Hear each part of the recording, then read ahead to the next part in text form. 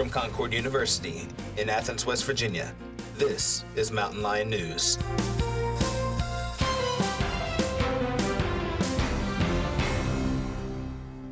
Hello and welcome to Mountain Lion News. I'm Erica Garnes, and if you're looking for something to do on the Campus Beautiful, look no further. Here is MLN's Kiana Johnson with Campus Connection. Welcome to Campus Connections, where you can get the scoop on what's going on around campus. Here are a few things to look into. Concord University and the International Students Club will host the annual International Banquet on Sunday, April 15th at 6 p.m. in the Student Center Ballroom. The event showcases Concord University's international students. The Gay Student Alliance Club will be meeting in front of the Student Center for a Pride Walk around campus April 11th at 5 o'clock p.m. The Gay Student Alliance will also be hosting the annual drag show Thursday, April 12th at 8 o'clock p.m. located on the subway stage in the Student Center. Michael Isaac, a popular comedian featured in the hit TV show Empire, will host a lip-sync battle Wednesday, April 18th at 8 o'clock p.m. on the subway stage in the Student Center. The David Roth Memorial Walk will be held on Tuesday, April 24th and will begin on the track at the Callahan Stadium at 6:30 p.m. Registration begins at 5 o'clock p.m. in the Carter Center lobby. I'm Kiana Johnson, and thank you for watching Campus Connections.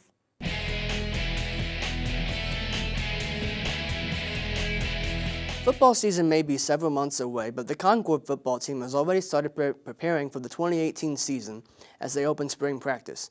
CU will get 15 practices in over the next several weeks and use this time to refamiliarize themselves with their jobs at their respective positions and work on getting better before opening summer practice leading into the season. Concord returns 23 players who played in multiple games last season. On offense, CU will be led by offensive coordinator Josh Zettergren, who was promoted to offensive coordinator following last season. Zettergren will have a unit led by sophomore quarterback Adam Fulton. Fulton started 8 games last season after taking over the starting job in the 4th game last season against Notre Dame College. In those 8 games, Fulton threw for 10 touchdowns and over 1,000 yards. CU is coming off a 2-9 season under head coach Paul Price, who returns for his 3rd season at the helm and is looking for his first winning season as the head coach at Concord. Back to you, Erica. With World Health Day 2018 already in the books, Mountain Lion News' Leah Gilpin was able to find a new perspective at Advantage Martial Arts Gym. According to the World Health Organization, half of the world lacks access to essential health services. World Health Day, which was held on April 7th of 2018, is a way that the World Health Organization encourages people around the globe to get involved in the conversation of universal health care. Insurance can specifically be an issue in combat sports. Here in the Advantage Martial Arts Gym in Princeton, students of many different ages come to learn from classes such as boxing, mixed martial arts, yoga, and Muay Thai. One of the owners/operators of the facility, Kyle Davis, says that these classes are more effective than regular self-defense courses. A class that is every day or every other day, something where you're actually being active with other people, that is probably the most beneficial reason people come in and take a class like this. While classes like these are beneficial for self-defense, it can lead to higher risk of getting injured. Student at Advantage Gym, Summer Smith, says that insurance is important for students interested in taking these classes. It'd be a lot more expensive to pay on their own, and if they can't pay for it, then they're probably just going to try to fix it on their own, which can lead to infection and probably more health damage. However, some people do not believe universal health care is the right course of action. Another student at Advantage Gym, Justin Joseph, says there is a need for quality health insurance in combat sports. But universal health care is not the answer. I do see that being a high-risk scenario. I feel like there should be something provided to them, especially if they're pitching in. The idea of family draws many to Advantage despite the risk of combat sports and insurance. Member of the fight team and instructor at Advantage, Josh Hill, says that the benefits outweigh the risk for him. It's very welcoming. It's a warm place to be. People talk a lot about this being a family, and I think that's the best metaphor for it. Many may not see combat sports as essential to health, but for some it can help relieve stress and anxiety. Even though World Health Day is over, the conversation continues on. Here in the Advantage Gym, I'm Leah Gilpin, Mountain Lion News. And now we're going to turn it over to MLN's Lucas Berry for a special guest interview. I'm sitting down with Dr. Michael Edelman of the West Virginia School of Osteopathic Medicine, who also happens to do a puppet show that will be filmed at Concord and airs right here on PBS. Thank you, Doctor, for sitting down with me. Oh, you're welcome, Lucas. Good to be here. Well, let's start with a little bit about the show for those who may not be as familiar with it. Can you tell us a little bit about Abracadabra? Sure. Abracadabra focuses on health, nutrition, exercise, and safety.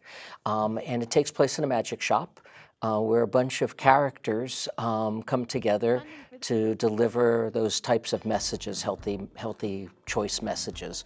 And we use magic and ventriloquism as sort of the hook to get the children to watch, and then we can deliver the messages from there. What inspired you to start something like this? I understand you are the creator of the program. Sure. For this particular program, what we were looking at is the state and this country right now. There's a huge obesity problem.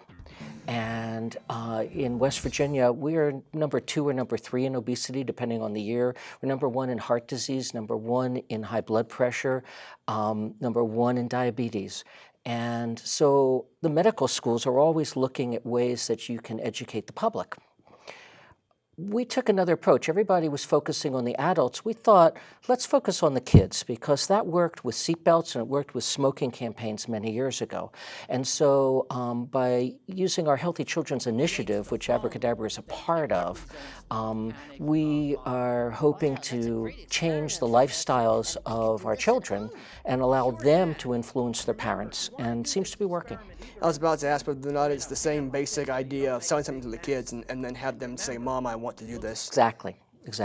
So let's talk a little about the show in itself. Can you talk about some of the characters featured on the program? Sure. Well, the main star of the show is Joey, and he's a ventriloquist dummy, for lack of a better word, and he's about 8 years of age and gets into some mischief. His best friends on the show are a bunch of Abra kids who are children from around the state and perform and sing on the show. Then there's Daisy, who owns the garden shop next door and does the healthy snacks for us. Salty the pirate, who comes out of an urn and tells tall tale stories.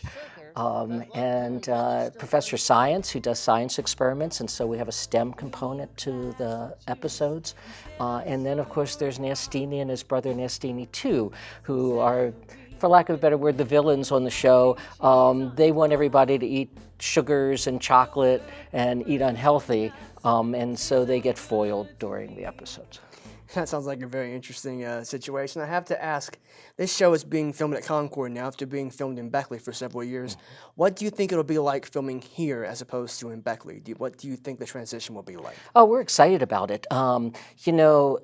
Beckley Studio was a great studio, but the facilities here are actually larger, and so it allows us to spread out a little bit more. It should allow for easier production of the episodes. And the biggest thing for us is that we're excited that we can get students from Concord involved in producing the show. So I've heard about that. I think that's exciting. It gives them an opportunity to see what it's like to produce a large production show, gives them some credits, and hopefully some experience. Absolutely. Well, I have to ask one last question as we get ready to end here. What's the best part about doing this show? When you think about, like, when someone asks you what it's like to do this, what's the best thing about it? The best thing is the effect on the children. When we go out to schools, it's amazing that the effect that we have. We have teachers who are telling us thank you for doing what we're doing. We have the children telling parents that they want to eat green beans and things that they never ate before, and parents are coming to us saying, we can't eat anything anymore. Our children are asking us if it's healthy. And that's the best part of the message that we're sending. Thank you, Doctor, very much for joining me today. You're welcome, Lucas. Pleasure. Absolutely. And coming up after the break, we have a grand opening for Mountain Munchies and a rather quiet Rolls and Move the Soul when MLN returns.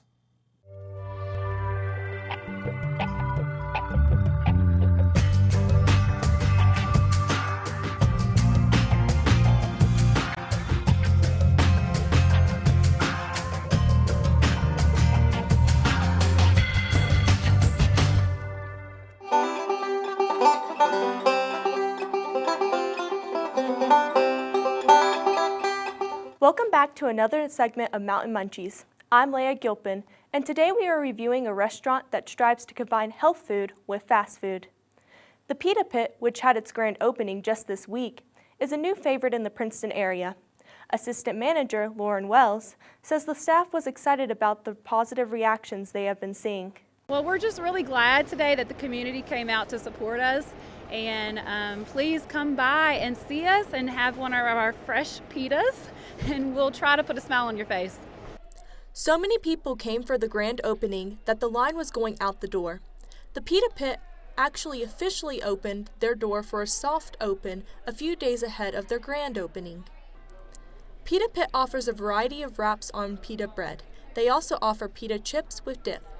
The food has a Mediterranean flair to it and is all cooked right in front of you. Even though the restaurant has not been here long, it is already making an impression on its visitors. During their grand opening, March 31st, Pita Pit gave the public pitas for $5. This left the place packed throughout the day. The menu can be overwhelming at first look, but the staff is friendly and more than willing to make excellent suggestions for first-time visitors. Many visitors and staff were able to show their enthusiasm throughout the day. Overall, this restaurant is a healthy alternative compared to other fast food restaurants and has a lively, energetic atmosphere that brings you back for more. That's all we have for today for this segment of Mountain Munchies. Back to you, Erica. Thanks, Leah. And now we're going to toss it over to Kiana Johnson for Roles That Move the Soul.